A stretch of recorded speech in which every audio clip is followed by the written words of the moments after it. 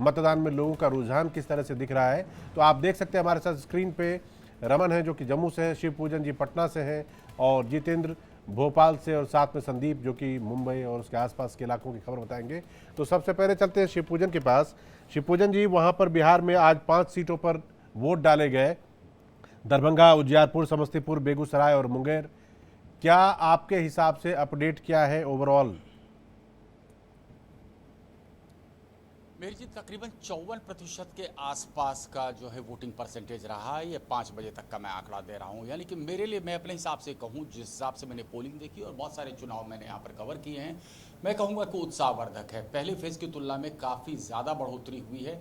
आज हालांकि मौसम ने बहुत साथ दिया, दोपहर में तकरीबन 2-2.5 घंटे के आसपास जो है काफ़ी गर्मी थी, लेकिन शाम को मौसम काफ़ी खुशगवार हो गया। लेकिन ये जो आज 5 सीटों पर वोट पड़े हैं, इस पर नरेंद्र मोदी की जो कल का जो रोड शो हुआ था, उसका असर ज़रूर दिखेगा। एक अहम बात। दूसरी बात यह है कि नरेंद्र मोदी ने आज 3 सभाएं की बिहार में, इसका भी असर दिखेगा। दरअसल अब जो बाकी के 3 फेज़ हैं, इसमें ज़्यादातर सीटों पर भाजपा चुनावी मैदान में है, इसलिए भाजपा के तमाम कद्दावर नेता अपनी पूरी ताकत झोंके हुए हैं। जो आज का चुनाव हुआ उसमें एक तरफ नित्यानंद राय, दूसरी तरफ हम देख रहे हैं गिरिराज सिंह है। दोनों, इनके खिलाफ थोड़ा बहुत चर्चा जो मैं सुन पा रहा था उनके इलाके में जाकर के कि एंटी इनकम्बेंसी है, थोड़ी सी लोगों में नाराज़गी है, और इसी नाराज़गी को दूर करने की कोशिश की है प्रधानमंत्री नरेंद्र मोदी ने। यानी कि वोट जो पड़ रहे हैं मेहर जी, वो वोट पड़ रहे हैं सिर्फ और सिर्फ नरेंद्र मोदी के नाम पर। जी शिवपूजन, हमें याद है आपकी थोड़े दिनों पहले आपने एक रिपोर्ट दिखाई थी। उस रिपोर्ट में आप बेगूसराय के कई लोगों से बात कर रहे थे और उनकी नाराज़गी गिरिराज सिंह से तो थी, लेकिन साथ ही साथ वो कह रहे थे कि हमें इनसे जितनी भी नाराज़गी हो लेकिन हम मोदी को जिताएंगे। यानी अपने आप में मैंडेट एक तरह से साफ था कि चाहे लोकल लीडर से कितनी भी नाराज़गी क्यों ना हो, उन्हें जिताना किसको है ये उनके मन में साफ था। जी हाँ, बिल्कुल। बेगूसराय में ही नहीं बल्कि बहुत जगह हम गए। जैसे गया का मैं आपको जिक्र कर दूं मेहर जी, गया में साफ तौर से हमने सुना कि मांझी है मजबूरी लेकिन मोदी है ज़रूरी। इस तरीके के स्लोगन्स लगभग आपको बिहार में हर जगह आपको सुनने को मिल रहा है। थोड़ी सी एंटी इनकम्बेंसी होती है, लोगों की नाराज़गी होती है, लेकिन जब वोटिंग का वक्त आता है उस वक्त तो लोग सीधे देखते हैं कि वोट किसके नाम पर दिया जा रहा है। तो यहाँ पर मोदी वोट मांग रहे थे, मोदी के समर्थन में वोट पड़ रहा है, और यही वजह है कि मोदी लगातार कैंपेन करते नजर आ रहे हैं। आप देखिए कि इस तरीके का कहीं कोई साझा कार्यक्रम इंडिया गठबंधन में देखने को नहीं मिला। राजद लाख मिन्नतें करती रहेगी, राहुल गांधी को आना चाहिए, पूर्णिया में कैंपेन करना चाहिए, क्योंकि पूर्णिया से उनके ही पार्टी के पप्पू यादव उन्होंने बागी तेवर अख्तियार कर लिए थे। मेहर जी बिल्कुल। शिवपूजन, आपके पास वापस लौटेंगे, जल्दी से चलते हैं जम्मू कश्मीर का रुख करते हैं। हमारे साथ रमन जुड़े हुए हैं। रमन, आपसे जानना चाहेंगे वोटिंग परसेंटेज को लेकर एक सवाल तो है ही, लगभग 36% के आसपास मतदान है, और अगर 6 बजे तक के वोटिंग टर्नआउट को जोड़ दें तो मुझे लगता है कि ये लगभग 40% का औसत मतदान रहेगा श्रीनगर का। तो क्या ये ठीक है, ये वोटिंग टर्नआउट अच्छा माना जा सकता है श्रीनगर के लिहाज से?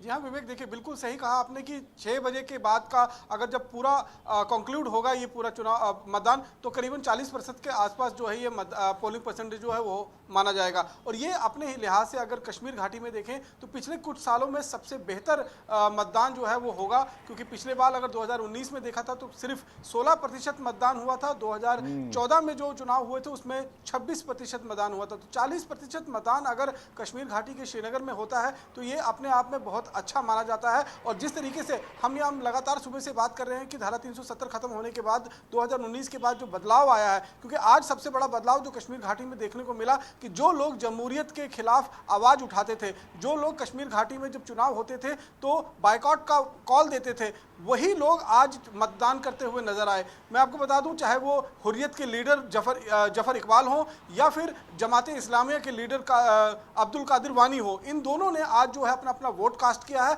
और वोट कास्ट करने के बाद उन्होंने कहा है कि पीछे इनसे जो गलतियां हुई थी उनसे इन्होंने सबक लिया है और लोगों से भी अपील की है। तो ये एक डेमोक्रेसी की बहुत बड़ी जीत जो है वो कश्मीर घाटी के अंदर मानी जा रही है, क्योंकि लगातार कश्मीर घाटी के अंदर हम देखें तो 2014 का चुनाव हो, 2009 का चुनाव हो या उससे पहले के जितने ये बड़ी बात है कि एक रिकॉर्ड ब्रेकिंग है। मुझे लगता है कि ब्रेकिंग हेडलाइन भी होनी चाहिए। अगर 40% के आसपास मतदान पहुंच रहा है श्रीनगर में, एक सीट पर आज मतदान था, तो ये बहुत बड़ी खबर है। चलेंगे इस वक्त हम जितेंद्र के पास, जो कि मध्य प्रदेश से जुड़े हैं। जितेंद्र, जल्दी से मध्य प्रदेश का अपडेट बताइए। मध्य प्रदेश ने तो ऐसा लग रहा है सारा रिकॉर्ड तोड़ दिया। 68% मतदान 10 घंटे में 7% के एवरेज से मुझे लगता है 78-80% तक चला जाएगा वोटिंग कंक्लूड होते तक और फाइनल ट्रेंड आते तक।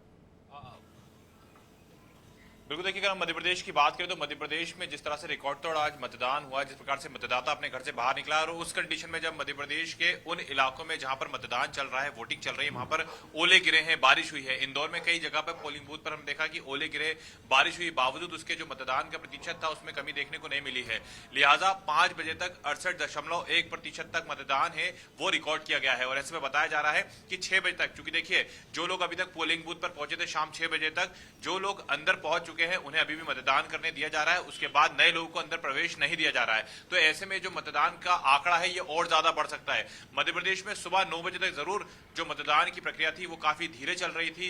जिस प्रकार से 15% तक मतदान पहुंचा था सुबह 9 बजे तक, लेकिन जिस प्रकार से बीच में रफ्तार पकड़ी है, क्योंकि मौसम ने कहीं ना कहीं साथ दिया है, मतदाता अपने घर से बाहर निकला है और अपने घर से बाहर निकलने के बाद उसने अपने मत का प्रयोग किया है। इंदौर में जरूर जो वोटिंग परसेंटेज है वो 5 बजे तक 56% ही हो पाया है, क्योंकि यहां पर बीजेपी वर्सेस नोटा पर जो पूरी तरीके से फोकस है वो किया गया है। और ऐसे में जिस प्रकार से मध्य प्रदेश में वोटिंग परसेंटेज बढ़ रहा है, ये बता रहा है कि जैसे फाइनल आंकड़े निकल कर आएंगे, वाकई में वो जहां जहां फोर्थ फेज में जितने भी राज्यों में चुनाव चल रहे यानी हैं, कि उनमें 3 जो सबसे चरण ज्यादा थे अगर कहीं का वोट उसकी थोड़ी परसेंटेज निकल कर आएगा कसर वो इस चुनाव में, इस बार के फेज में थोड़ी पूरी होती नजर आई है। इस पे विवेक मैं आऊंगा, बताऊंगा कि मेरे हिसाब से क्यों वोटिंग है। पहले एक काम करते, संदीप हमारा इंतजार कर रहे हैं, संदीप से भी पूछ रहे थे। संदीप, महाराष्ट्र के आज 11 सीटों पर मतदान हुए और आप मेरे ख्याल से मावल में इस वक्त हैं, जहां पर आप दिन भर देखा कि लोग किस तरह से आए और उनका क्या मिजाज था। 11 सीटों किस मतदान में एडवांटेज किसकी तरफ है, ये बताइए। देखिए, कुल मिलाकर अगर वोटिंग परसेंटेज की बात करें तो काफ़ी कम वोटिंग परसेंटेज पुणे, शिरूर और मावल में हुआ है। 44% से 45% वोटिंग यहाँ पर हुई है। और जहाँ पर बात करें 60% वोटिंग नंदुरबार में हुई है, जो कि एक आदिवासी बहुल इलाका है। यहाँ पर सबसे अधिक वोटिंग हुई है, जबकि बाकी चुनाव क्षेत्रों में 50% से थोड़ा ज़्यादा वोटिंग प्रतिशत दर्ज किया गया है।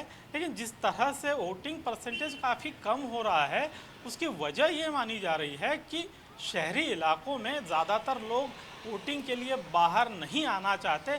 ये कारण हो सकता है, क्योंकि दूसरी बड़ी बात ये थी कि बढ़ते टेम्परेचर के कारण काफ़ी लोग दूरी बनाए नज़र आए। दोपहर के वक्त 1 बजे से लेकर 3 बजे तक काफ़ी कम वोटिंग हुआ है, लेकिन 5 बजे तक जो हुआ है वो भी 3 चुनाव क्षेत्रों में काफ़ी कम हुआ है। मावल चुनाव क्षेत्र, जो कि पिंपरी चिंचवड़ पुणे के पास से आता है, तो सीधे पनवेल तक, तो ये काफ़ी बड़ा चुनाव क्षेत्र है। यहाँ पर भी 44% के आसपास वोटिंग हुई है, जबकि पुणे शहर में 45% वोटिंग हुई है। तो कहीं ना कहीं ये वोटिंग का परसेंटेज काफ़ी चौंकाने वाला है। अगले 1 घंटे में ये आंकड़ा थोड़ा बहुत बढ़ सकता है, लेकिन ओवरऑल देखें तो 52% के आसपास वोटिंग 5 बजे तक दर्ज किया गया है। अभी 1 घंटे में कितना वोटिंग होता है ये देखना महत्वपूर्ण होगा। लेकिन जिस तरह से वोटिंग परसेंटेज कम हो रहा है, तो कहीं ना कहीं ये चिंता का विषय विपक्षी दल और साथ ही साथ सत्ता पक्ष के लिए भी है, क्योंकि वोटिंग ज़्यादा होनी चाहिए। ये बात प्रधानमंत्री की तरफ से अपील के तौर पर कई बार की जा रही है, कई लोगों ने की है, हम भी लगातार कर रहे हैं कि वोटिंग परसेंटेज बढ़ना चाहिए, लोग घरों से बाहर निकलने चाहिए।